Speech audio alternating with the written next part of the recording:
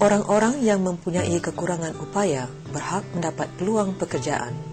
Ini bermaksud pekerjaan yang produktif dalam keadaan bebas, saksama, selamat dan dihargai sebagai seorang insan. Orang-orang kurang upaya bukanlah orang yang tidak berdaya.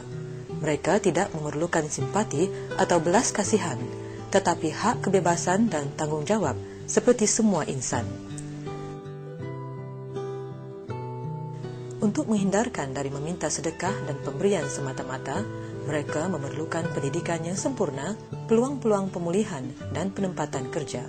Orang-orang yang mempunyai kekurangan upaya mempunyai kebolehan yang juga unik. Mereka berhak memilih keinginan masing-masing berdasarkan kebolehan dan kemahiran mereka, dan bukanlah dari segi kecacatan diri. Di negeri Sabah, orang-orang kurang upaya diberikan pelbagai latihan bagi membolehkan mereka diberi peluang penempatan kerja di beberapa sektor swasta dan kerajaan atau untuk menjalankan perniagaan mereka sendiri. Polisi kerajaan bagi orang kurang upaya sudah dijelaskan. Polisi-polisi ini dilaksanakan bersama oleh Jabatan Perkhidmatan Kebajikan Am, Jabatan Hasil Dalam Negeri, Jabatan Tenaga Kerja Sabah, dan Jabatan Perkhidmatan Awam Negeri. Terdapat banyak faedah dan insentif diberikan kepada majikan yang memberi penempatan kerja kepada orang kurang upaya.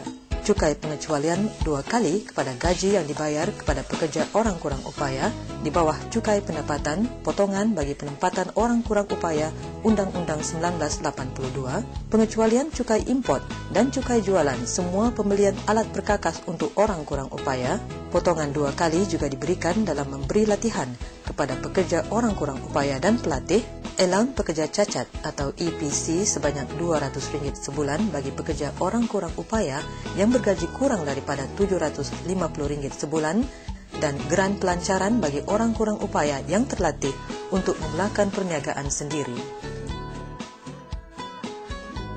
Encik Patrick Marimandurasik adalah seorang usahawan yang berjaya. Beliau membuka sebuah kedai runcit di Tuaran Sabah.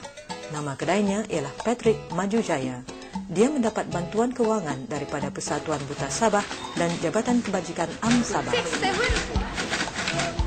Jika kita cuba, semua akan berjaya. Perkara mustahil juga akan berjaya. Jabatan Tenaga Kerja Sabah memberi perkhidmatan seperti pendaftaran orang kurang upaya dan memadankan kekosongan pekerjaan kepada orang kurang upaya pada majikan-majikan yang berpotensi. Jabatan Perkhidmatan Awam Negeri menentukan kuota 1% pekerjaan kepada orang kurang upaya di jabatan-jabatan kerajaan. Puan Siti Jineh telah berkhidmat di Jabatan Perkhidmatan Awam Negeri di Kota Kinabalu sejak tahun 1996. Beliau adalah seorang graduan Universiti Malaya.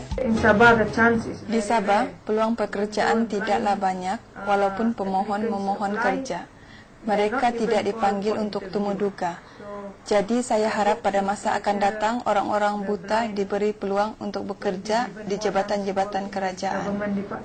Kerajaan Negeri Sabah dan badan-badan bukan kerajaan telah dan sedang membantu golongan kurang upaya mendapat pekerjaan di sektor kerajaan dan swasta sejak tahun 1980-an, tetapi kemajuannya adalah lembat. Satu sebabnya adalah kekurangan pangkalan data orang kurang upaya.